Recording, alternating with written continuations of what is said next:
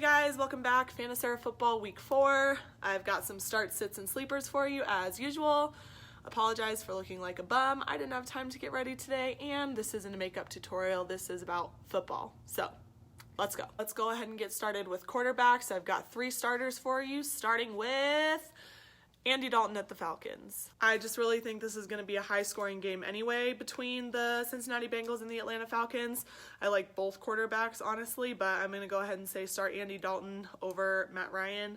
I don't know if Matt's got another 5 touchdowns in him after that game against the Saints, but we will see. Next up, I'm going with Big Ben at home against the Baltimore Ravens.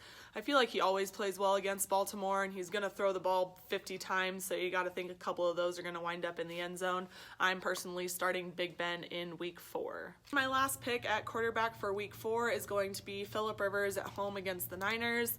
I am expecting the Chargers offense to be on the field most of the time since Jimmy G knows how to do everything except run out of bounds. Don't worry, Jimmy. I'm sure you'll enjoy your paid time off, and I'm willing to bet that there are several eligible bachelorettes in the Bay Area that wouldn't mind coming over to help you recover. I'm going to do a little something for the ladies here. Can we all just have a minute for Jimmy Garoppolo? Good looks, bad decisions. Moving on. Who are we sitting this week? My first quarterback that I am saying to bench is Kirk Cousins against the Rams. The way I see it, you have your quarterbacks like Tom Brady, Aaron Rodgers, who when they get embarrassed or they lose a game that they shouldn't have lost, they come back the next week and they bounce back and come back harder than ever. Then I feel like you have quarterbacks that just kind of stay in that slump. I'm not confident that Kirk Cousins goes to the Rams and has a all-star performance after that loss at home against Buffalo last week. My second sit is going to be Matt Stafford against the Cowboys. The Cowboys are 4th in passing defense, and Matt Stafford just cannot get it done. And my last sit of week 4 at quarterback is going to be Marcus Mariota against the Eagles. He was forced to come back in the last game when he was already out with an injury, and I'm not expecting him to do much. I've got 2 sleepers at quarterback this week. My first sleeper is going to be Ryan Fitzpatrick. The reason I have him as a sleeper, Jameis Winston just came back. This is the point where Ryan Fitzpatrick either needs to show that he deserves to be the starter moving forward, or this is the point where he could lose his job to Jameis Winston, who was out on suspension. My second sleeper at quarterback is Eli Manning at home against the Saints. We've already talked about the Saints defense. They are just giving everybody points and yards. I can't stand Eli Manning. I think he's so overrated, but I do think he has the potential to score some points against the Saints. Time for running backs. My first start is going to be Phillip Lindsay at home against the Chiefs. He was ejected last week. I feel like he is going to come back with something to prove. He's already been outperforming Royce Freeman. He's getting catches, he's getting carries.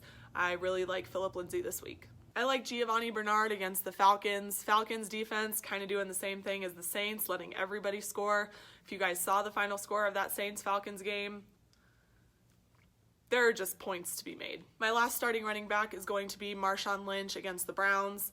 As long as they figure out how to use him, I think people forget that he is beast mode. He is going to have the volume, so hopefully they make the right decisions, especially at goal line. Next up on the bench for running backs, I have Isaiah Crowell personally, and he has been killing it. I am nervous about him going up against the Jacksonville defense. I don't know what I'm going to do yet. I don't really have a solid running back that I could replace him with, but if you do, I think I would go ahead and sit Isaiah for week 4. Also on the bench this week, due to that Jimmy Garoppolo injury, I'm going to go ahead and say sit Matt Breida.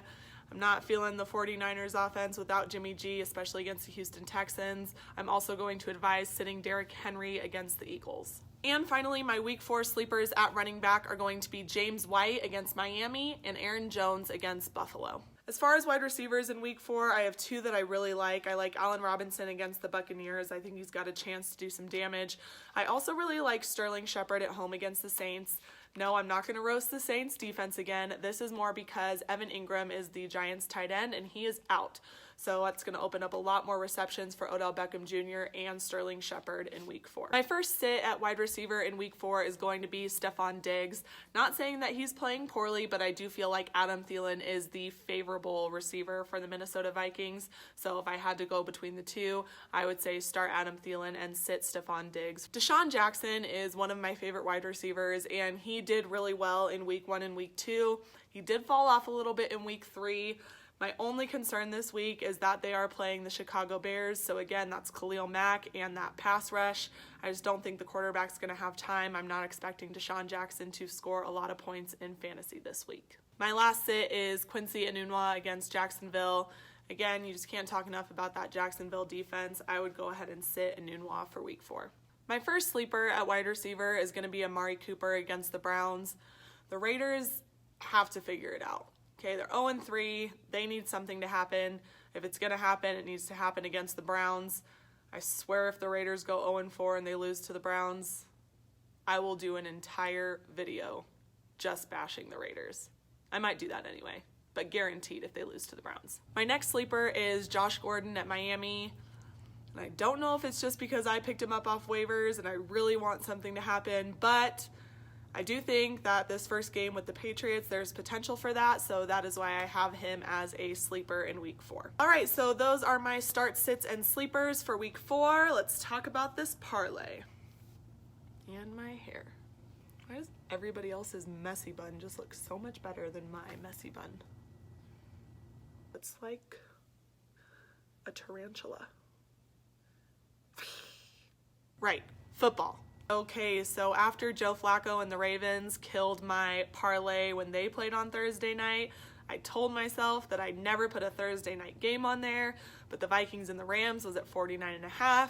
I do think it's going to be a high-scoring game, so I went ahead and took the over on that. I also took the over in the Bengals-Falcons game. That one was at 52. I also think that's going to be a high-scoring game.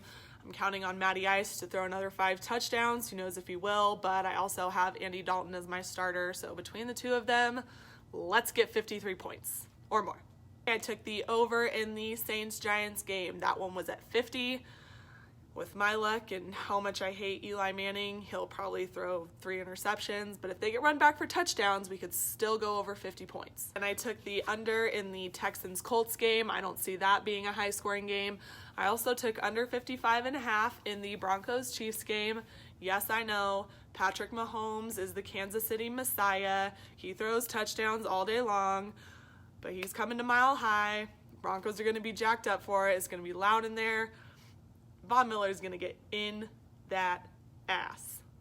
So I'm going to take the under. I think I also have a side bet on the Broncos game. Charles Hayes, $10, Broncos win. Haven't heard back from you. So those were my over-unders that I took. I also took the Patriots -6.5, the Eagles -4, and the Raiders -3. All right, guys, so there you have it. That is my week 4 parlay. Here's to hoping it doesn't end on Thursday. The Broncos win. I'm $10 richer. The rest of my parlay hits. I win both my fantasy leagues. Yeah, I think that's all I need.